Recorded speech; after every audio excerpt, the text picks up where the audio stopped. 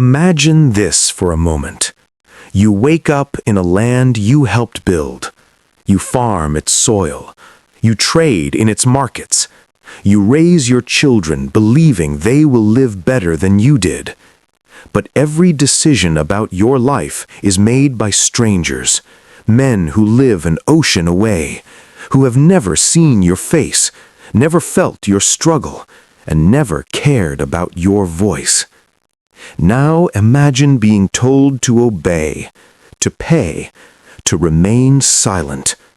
And then imagine doing the unthinkable, standing up to the most powerful empire on earth, not with a trained army, not with endless money, but with belief. Belief that freedom is worth dying for. Belief that ordinary people can change history. Belief that fear does not get the final word.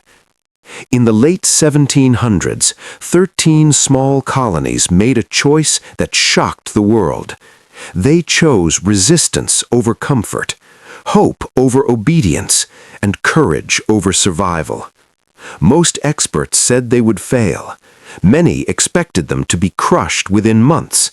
But what followed became one of the most powerful stories ever told.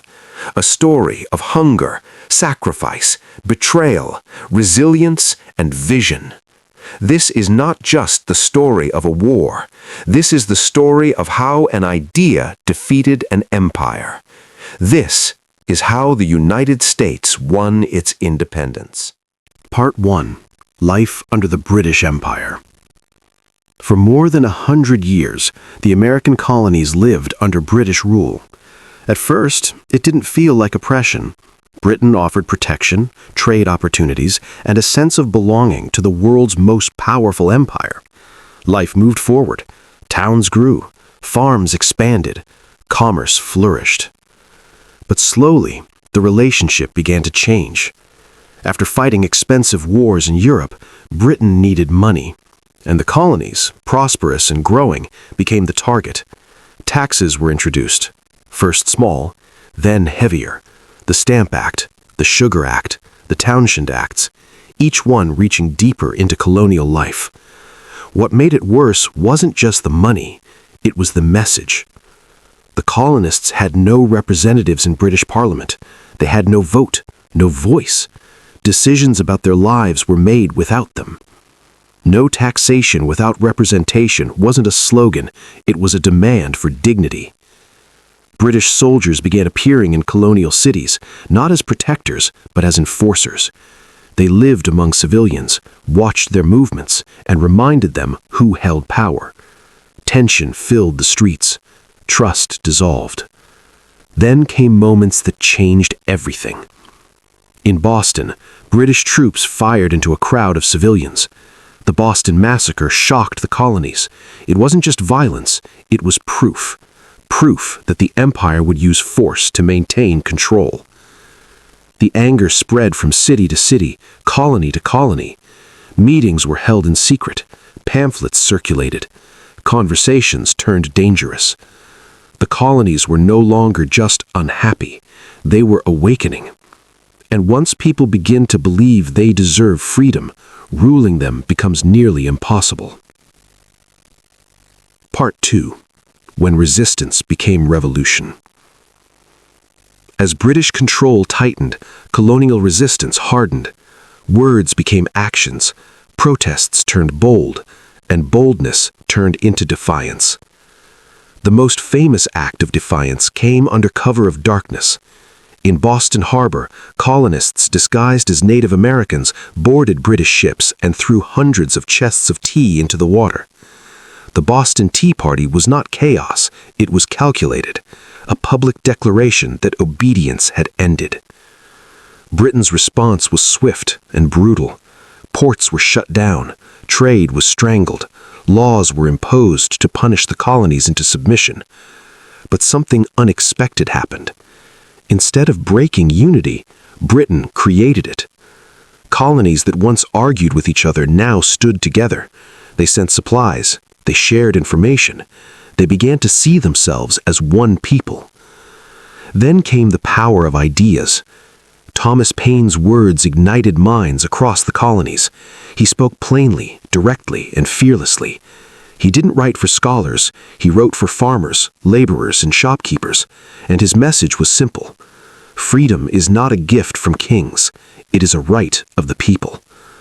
Suddenly, independence was no longer radical, it was logical.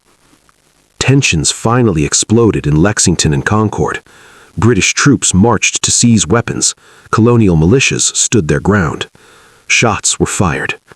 No one knows who fired first, but everyone knew what it meant. The revolution had begun.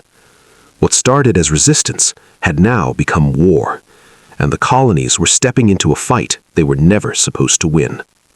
Part 3. Fighting the Impossible War. The odds were overwhelming. Britain possessed the strongest navy in the world, a professional army, and vast financial resources. The colonies had none of that. Their soldiers were farmers, laborers, and volunteers. Many had never fired a gun in battle. They lacked uniforms, supplies were scarce, training was minimal. At the center of this fragile force stood George Washington. He was not a flawless hero. He doubted himself, he made mistakes, but what separated him from others was endurance. Washington understood one critical truth. The Americans did not need to destroy Britain, they only needed to survive. The Continental Army lost battles, morale dropped, men deserted, disease spread faster than hope. Then came winter at Valley Forge. Soldiers starved, they froze, many died without ever seeing battle, and yet they stayed. Not because victory was certain, but because surrender meant losing everything. Washington held the army together through discipline, belief, and sacrifice. Slowly, it transformed. Training improved, confidence grew. The war dragged on year after year, exhausting both sides. Britain expected quick victory. Instead, they faced endless resistance. The Americans retreated when necessary, struck when possible, and refused to disappear. And in war, persistence can be more powerful than strength. Part 4. The Moment the World Turned. By the late 1770s, the American Revolution had reached a dangerous standstill. Years of fighting had drained both sides. The colonies were exhausted, their resources stretched thin. Britain, confident at first, had grown frustrated. What was supposed to be a short rebellion had turned into a stubborn, endless conflict. But beyond American shores, powerful eyes were watching. Across the Atlantic, France studied every battle, every British setback, every American survival. Britain was France's greatest rival, and a British defeat in America would reshape the balance of power across the world. Supporting the colonies was no longer a gamble, it was an opportunity. Quietly at first, French aid began to arrive. Gold, weapons, supplies. Then, openly and decisively, France entered the war. The inflict instantly changed. British forces now faced not just rebellious colonies, but a global enemy with one of the world's strongest navies. Supply lines weakened. Control of the seas became uncertain. The advantage Britain once held began to slip through its fingers. American soldiers felt the shift.